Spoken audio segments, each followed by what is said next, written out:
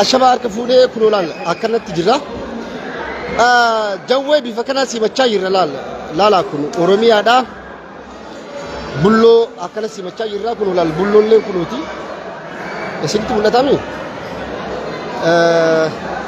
Kana fakkaata jechuudha. Galmi jawweetti simannu galma akkaan guddaati.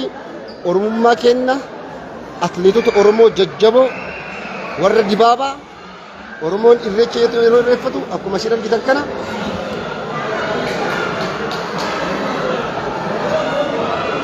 akkanatti faayisaa miidhagsaa jirra jechuudha. Kunoo baga nagaan dhuftan halbiniif bilkooman kunoo ka bulloo kunooti ka xiqqoo akkana jennee bulloo kana asin dhaabadhati bulloo achaa dhaabatu akkasitti kunoo hawaasni keenya akka dumirratti argamtan ilmaan Oromoodha. Akkuma argaa jirtan bulloo guyyaarraan kana simachuudhaaf bulloo baga nagaan dhufte Jarmanii kunoo akkanatti simachaa jirra. Kanaaf har'a biyya Jarmanii irratti seenaa addatu dalagama jechuudha. Kanaaf hawaasni keenya akkana jira jechuun kun galmi baay'ee guddaadha. Galma baay'ee guddaati. Dhugaa dubbachuudhaaf yoo dirree kubbaa miilaa taate malee galmi akkana hin jiru jechuudha. Kanaaf har'a Jarmanii irratti seenaatu dalagamaa jechuudha. Akka doktor itu apa di sini itu mana saya habis ini dia bisa dibilang terus amsir lagi kubbaa jira wala garra kuno doktora kenna kan biyya Jarman jechuudha. Abdi Tayyibaa ko har'a keessummoota hedduutu simannaa Jawaar Mohammad irratti argama jechuudha. Guyyaarraan kana goota kenna simannaa warra nuuf jedhanii aarsaa gurguddaa kafalan mee doktor isinummaan dhaamsa dabarsa hawaasa Oromoo biyya addunyaarra jiranii simannaan har'aa maal fakkaata? Maaltu adda godha Jarmanii irratti? Simannaan har'aa Oromoof adda kan goosisu nama shiraan ajjeesuudhaan irraa nama beekaa keenya nama jaalannu addunyaafillee ija kan ta'e Oromoof ija addunyaaf ija kan ta'e har'a waan dhufuuf hojiitti waan argamuuf gammachuu guddaadhaan simachuuf qophiirra jirra.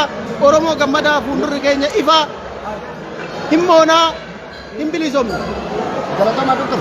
Kuno abdii waaqoo Oromoo idil addunyaa gubbaa jirtan jechuudha. Jarmaniin akkuma feetan biyya seenaati.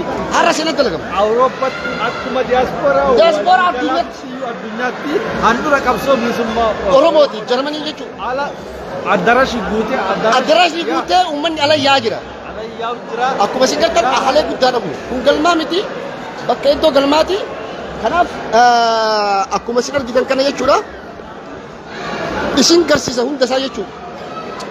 Qeerroon kun akkanatti shaayii fi buna dhugaa jirti. Haala wasaalan akkam nagaami. Kun galmi nagartanii miti bakka ijoolleetti taphachiisan qaba. Galma guddaa isinii seenaa abshir eegaa oomsa.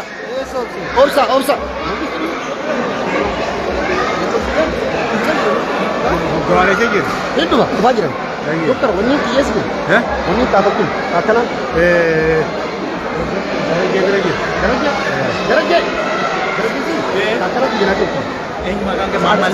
Sayyid Ismail kabajamtoota qaqqaalii kun Profeesar Doktor Sufiyaan Mujidditu argamu abbaa keenya kan biyya Jarman kan hawaasa kana walitti qabaa jiru jechuudha. Doktor Sufiyaan hawaasni Oromoo addunyaarra jiru baay'ee isin daawwachaa jira kunoo. Milkii galmi kun argamu keessatti nama shoora guddaa taphatee galma guddaa akkanaa kana akka argannu galmi kun galma magaalaati bulchiinsa magaalaati galma guddaadha. Galma kanatti alaa yoo argatanii Doktor Sufiyaantu nu arge jechuudha. Doktor Sufiyaan keenya nu galatoomaa waggaa kuma nu jiraadha hawaasni Oromoo addunyaarra jirtan nu galatoomfadhaa har'a bulloon biyya Jarman irratti seenaa dalagaa nu faana bu'aa nu hordofaan affeerraa kennu. Gara galmaa siin naqamna gara galmaa. Magisti ahlan.